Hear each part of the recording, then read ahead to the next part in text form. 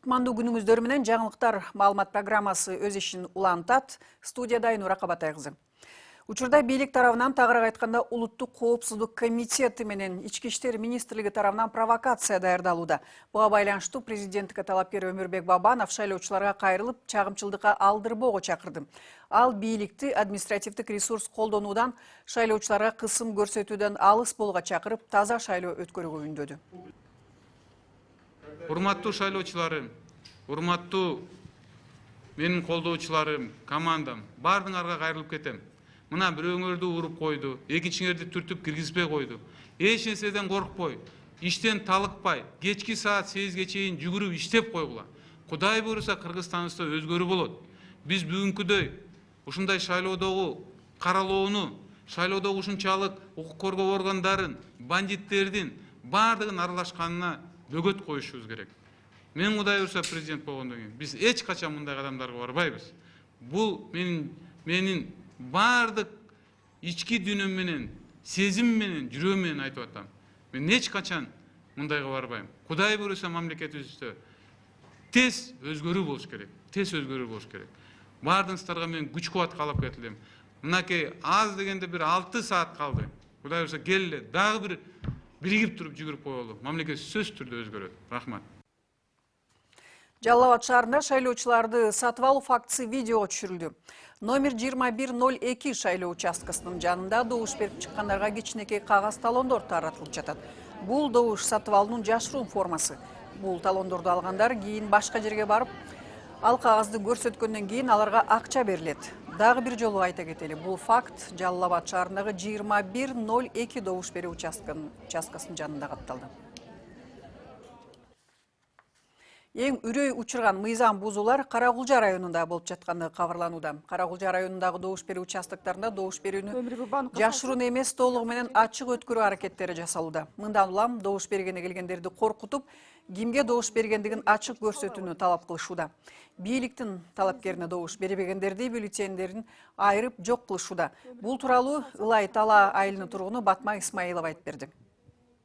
Мен шайлоого келсем азыр урнада бардыгы турушат. Ачык сал деп, сооронго сал дегеннен болбой нараарак тургула деп туруп, Бабановго 6-номерга сызсам, барганда ач деди. Ачпай койсом, айрып салышты. Биз үй бүлөбүз менен Бабанов дедик эле, болуптур деп, майли калаанга шайлайлы десек, азыр ошентип мени мектепте директор өзү Иса Дыйканов баш болуп туруп, карап туруп неметип салышты. Каракулжада болсо азыр коркутуу башталды. Биз Афганистанда жашагандай болуп атабыз. Коркутуу, үркүтүү, милициялар үйлөрдүн бәрин тинтип атат бизди болсо. Ушундай кимге добуш берип атат, кимге деп. Бизде жашоо керекпи? Өз каалоосу менен жашайбы? Кадыры болсо баарыбыз эле шайлайбыз өзү бизди неме кылып. Эмне бизди зордуктайт мынтип? Кордойт, кайсы заманда жашап атабыз биз? Айланайындар, ушу биздин немебизди карап койгула. Чындык шайлоо болбой атат бизде ушу. Ачык бардыгын келгендердин бардыгын ачык салдырып атат. Ошо кантип болсун зордуктаган ушу. Каракулжа районундагы номер 5002 добуш берүү участогунда шайлоочулардын тандоосуна тоскоолдук жасалып, добуш берүүнүн купуялуулугу бузулууда. Бул видеодо көрүнүп тургандай бюллетенди толтуруу учуру ачык эле көзөмөлдөнүп жатканы көрүнүп турат. Ал эми бул учурду телефонуна тарткан байкоочуну участоктун жетекчилиги сыртка чыгарып салды. Ош шаарындагы Максим Горький мектеп-лицейинин жанындагы чайханалардын биринде добуш берип чыккандарга же болбосо жарандык укуктарын билдирүүгө бараткандарга 2000 сомдон акча таратылып жаткандыгы тууралуу видео жарыяланды. Анда отургандар киргендерге номер 9га добуш берүү керектигин эскертип, жатышкандыгы видеодон угууга болот.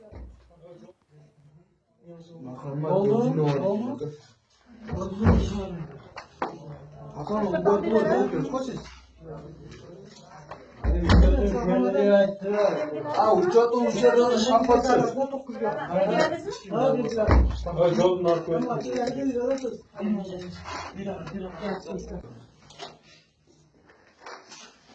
Номер 9 да?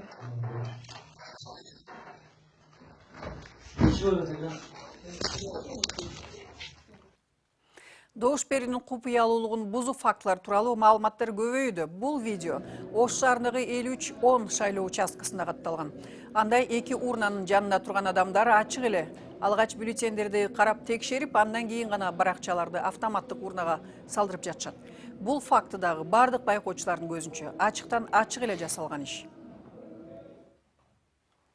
Ош шаарына президенттик шайлоонун жүрүшүн чагылдырып жүргөн кабарчыбыз Мирбек Айтекеевке кол салуу боюнча Ош милициясы териштирүү баштаганы белгилүү болду. Ош шаардык ички иштер башкы башкармалыгынын билдирүүсүнө ылайык фактиликтенип окуяга юридикалык баа берилет. Бүгүн Оштогу номер 53-25 шайлоо тилкесинде добуш берүүнү чагылдырып жаткан журналистибиз спортсмен балдар тарабынан коркутуп үркүтүүгө кабылып, шайлоо тилкеде ур токмок алынды. Тасмага түшүрүп калгандардын бири Ош шаарындагы тазалык ишканасынын кызматкери экендиги белгиленүүдө.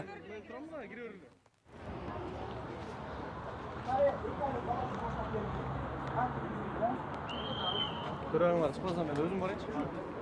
Онан киргизбет. Неге мен кирбейм? Кошо кирем. Мен эчтеке кылбайм эчтеке.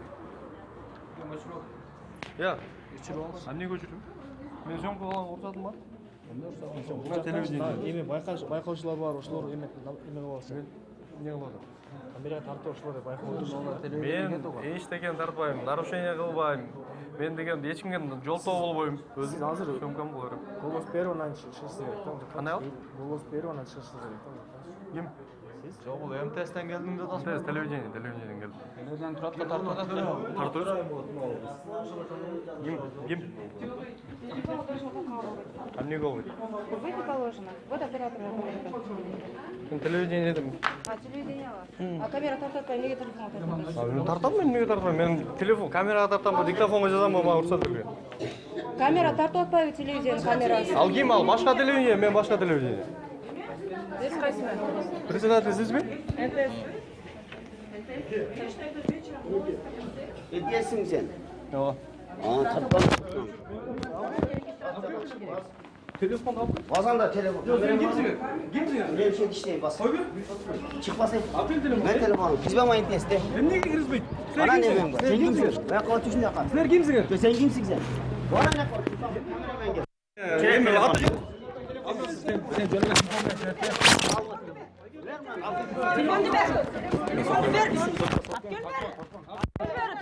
Telefon koy çık. Ne üzdün lan ne? Ne bileyim bu değil mi? Yo, buna kamera tart da çok ayke başla. Aşağı olsun Türk'tür ben bunu jol veriyorum. Sen kezegime kireriz. Men sana toskal bolboyum ben. Bir de жерде мындай эмес. Bu ikisi төрагасы чакыргыла чамды. Ким бул? Бул бала шайлоочу эмес, бул жанатан бери мени да жукулуп аткан бала. Сөгүп кагып корочу. Шайлоочу эмес, эч кандай шайлоочу эмес. Эч кандай шайлоочу эмес. Bu ikisi төрагасы барбы? Бар. Аккредитация барында бар. Бардыгыбыздыкы бар. Аккредитациядан өтүп, удостоверение алып, анан келгенбиз. Мен Азаттыктын Оштогу кабарчысымын.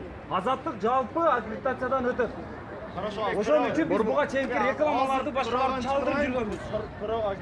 Төраганы чакырып болбосо өзүң начальник же буйругун көргөз, эме кирбейт деген эмени көргөз. Төрага уруксат берсе анан киресекчи сен.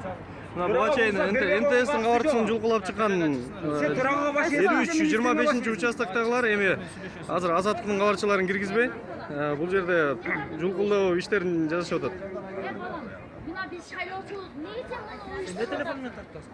Niye sen o işte konuşuyorsun? Bir yaşta kadar. Ona değilsin, ona da. Burada iyi. Ne kirem çaylaçı? Töreğe çağırgılan da. Çaylaçılar.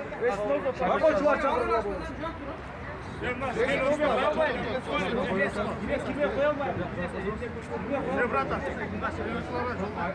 Жо, мен турам да, кире берилди.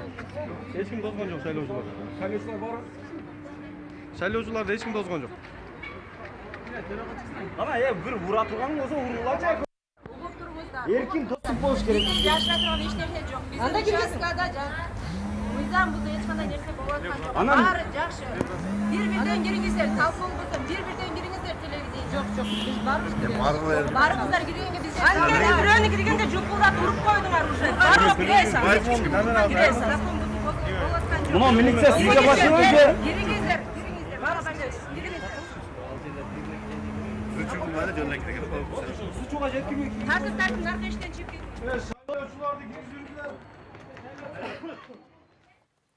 Президенттик шайлоонун жүрүшүнө көз салган байкоочу Номанжан Аркабаев Ош областынын Араван районунун Пактач айылындагы номер 5364 добуш берүү тилкесиндеги шайлоо комиссиясынын төрагасынын жоопкерчилигин карап, андагы добуш берүүнүн жыйынтыгын жокко чыгарууну Борш айкомунан талап кылууда. Анын айтымында, анда комиссия жетекчилиги өз билимдикке салып, тилкеге журналисттерди киргизбей, айрым байкоочуларды участоктон күчкө салып чыгарып салышкан. Добуш берүүнүн жүрүшүн эфирге чагылдыруу үчүн телевидениеге тартып жаткан учурунда келип, акым жок, чыгып кетти деп, аны шайлоо участкасынан кууп чыккан. Ошондой эле шайлоо комиссиясынын мүчөлөрүнүн бири байкоочу Тургунованы акарат сөздөр менен сөгүп, аны элдин көзүнчө маскаралап, энеңди дегенге чейин барган. Мен муну өзүм уктум. Мыйзам талабын бузуу бир гана 5364 сандуу участкада эмес, Араван районунун өзгөчө Араван айылындагы шайлоо участкаларында өтө көп орун алууда. Мындан улам айтайын дегеним 5364 сандуу шайлоо участкасынын төрайымын кылмыш жоопкерчилигин тартып, бул жердеги шайлоонун жыйынтыгын жокко чыгарууну талап кыламын. Журналисттердин видео тасмага тартууга тыюу салган көрүнүш Жалал Абад областынын Каракөл шаарында да катталды. Номер 2250 добуш берүү тилкесинде иштеп жаткан кызматкерлер шайлоонун жүрүшүн видеого түшүрүп жаткандарды акт толтурабыз деп коркутуп, сыртка чыгаруу аракетин көрүшкөн. Чоң камерамен тартып атпагандай. Чоң камераны уруштап. Чоң камера ода профессиональный. Бет кичинекей мен уруксун. Жок, кичинекейин койдурдум мен, кичинекей. Бияк оосту каратып койгула дейт. Биякты эшикке чыгып тартып бердим дейт, оосту. Бул эми бизди чыгылба, сейчас будем актировать, айтабыз нарушение кылабыз. Бул сирге лишний проблема эмне кереги бар? Ал эми Нарын областынын Кочкор районундагы Теңдик айылында видеого тарткандар ачык коркутууга кабылып жатышат. Номер 4138 жана 4170 шайлоо участоктарында байкоочулардын видео камераларын тартып алуу, аларга зомбулук көрсөтүү фактылары катталды. Атайын уюштурулган адамдардын топтору байкоочуларды куугунтукка алышкан. Камера бул частный имущество, жок, частный имущество. Буга тийбейли. Эч болгон жок. Эмне маселе? Тартпа мен. Жок, колуңду салып коюңуз, колуңду салып коюңуз. Мен тартпа.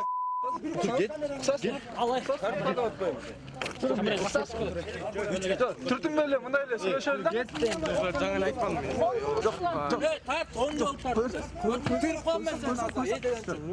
Сен нези түрткөнгө мен укугум жок. Укугум жок десең мен түрткөнгөчү. А эмне түртүп атасың анда? Мен тартканга укугум бар, мына көрсөтүп атам мен. Каналданмын. Укугум бар. Мен Бишкектен алгам. Рашка. Ал камераны. Koylardan olsun ben ne olsun? Bir bırakırsan ben ölsün cumhurşum bulamam. Nerede ben günüm çok. Kameran ben çok. Sen çıkart salla degende uğuk satım var. Ben nagla geldim de eşlik yapan çok. Zakon boyu var bırak. Benim de son total. Давай, oldu kim dost canayla айтпадық oldu. Akın get. O жерден Çok иттерин алып тияктан. İtтерин аласың kim? Dost тетек бар, татмакка. Дирмит. Бакта мен орган менен сүйлөшө алам, бир осчо. А мисалы мен деле өзүм жумушумду атып каратам, мен деле мисалы жака барам, ошондой деп айтам да. Эме калчы, бөлөк жака турган эл бияка керек.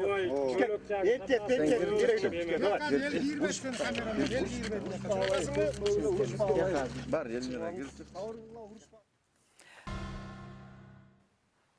Президентке талапкер Өмүрбек Бабанов үй бүлөсү менен Бишкектеги 12-16 шайлоо тилкесине добуш берди.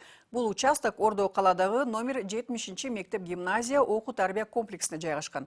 Өмүрбек Бабановдун добуш бергендигине 50дөй журналист көз салып турду.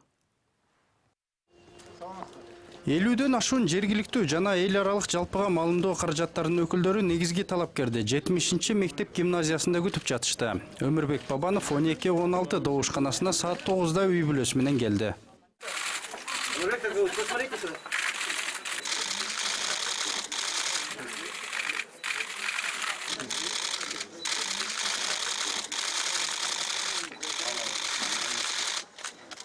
Өмүрбек Бабанов добуш берген соң суроолорун берүү үчүн чыдамсыздык менен күтүп жаткан журналисттердин тобуна интервьюга чыкты. Эл аралык жана жергиликтүү жалпыга маалымдоо каражаттарынын өкүлдөрүн Өмүрбек Бабановдун кимге добуш бергени кызыктырды. Негизги талапкер өлкөнүн өнүгүүсүн тандаганын айтып, бүгүн өзгөрүү убагы келгенин белгиледи. Бабановдун айтымында 15 октябрь өлкөнүн тарыхына алтын тамгалар менен жазылып калат. Бүгүн мамлекетибизде асманыбыз жарык, күн чыгып турат. Менин маанайым өтө жакшы. Мен ушу саясатка кадам жасаганда дайыма ушу элимдин жашоонун өзгөртөйүн, элимдин ушу жашооуна кандай өзгөрүүлөр алып келсе, мамлекетибиз өнүгө өсөт деп туруп, дайыма ушул тараптуу кадам жасап туруп, чечимим да дайыма ошол тараптуу болгон. Бүгүнкү күндө реалдуу түрдө элибиз чечет. Мен өтө бактылуу адаммын. Биз болсо чыныгы эгемендүүлүк мамлекетте жашап атабыз. Элибиз бүгүн Кыргызстаныбызда чыныгы өзүн сөзүн айтат деп мен ишеним менен күтүп турам. 15 октябрь Кыргыз элибиздин тарыхында, мамлекетибиздин тарыхында сөзсүз түрдө алтын тамга менен жазылат. Шайлоо биримдикте, тынччылыкта, эң негизгиси ынтымакта, чоң ийгиликке жеткизген шайлоо болсун бүгүн элибиздин жашоосунда. Өлкө боюнча ар бир шайлоо тилкелеринде добуштар параллелдүү түрдө эсептелет. Бул үчүн атайын онлайн режиминде иштей турган таза эсеп долбоору ишке киргизилген. Президенттикке талапкер Өмүрбек Бабанов мындай кадамга эмне себептен барганын да түшүндүрдү. Бардык Кыргызстан жараны кирип туруп караса болот. Ал жерде канча жана биометрика өткөндөн, канча чек чыкты, канча адам өттү, канча жанагы асуу аппаратка бюллетень кирди, анан канча асуудан бюллетень чыкты, кандай добуш берилди, ошонун бардыгы бизде реалдуу убакыт менен көрүнүп турат. Бул жана борбор шайлоо комиссиянын эсеби менен биздики альтернативдүү эсеп болот. Эмне себептен биз мындай кылып атабыз? Бизде жакшы сөз бар. Ишен, бирок текшер деген. Ошон үчүн биз болсо толук кандуу ынаныш үчүн, элибиз добуш туура ушундай берди деген ынаныш үчүн биз альтернативдүү эсепти алып баратабыз. Бул бардыгы мыйзамдуу жол. Биздин ар бир шайлоо участоктор биздин байкоочуларыбыз бар. Алар саат сайын бизде канча шайлоочулар өттү, канча шайлоочулар өттү деп туруп бизге маалымат берип турат. Адан кийин кечки саат 8-де жабылгандан кийин, жанагы мен алда айткандай, бардык ошо эсеп счеттордун баарын аныктап туруп, анан кийин биздин атайын ошо түзгөнбүз көп топтон турган борбор эсеп бар. Ошол жерге маалымат берет. Административдик ресурс шайлоочуларга басым көрсөтүү маселелерине токтолуп жатып, Өмүрбек Бабанов жарандар өз укуктарын жакшы билишет жана эч кандай тоскоолдуктарга карабай эл өз эркин билдирет деп айтты. Я благодарен тем людям, которые вот поддерживали искренне в этот предвыборный период, которые не доверяли черному пиару. Я благодарен всем журналистам, даже тем вот представителям КТР, которые занимаются черным пиаром. Но я знаю, в душе они за меня были. Потому что я знаю, что такое быть госчиновником. Иногда приходится вопреки воле, наверное, делать. Но у каждого есть душа. И каждый в сознании понимает, что-то несправедливо.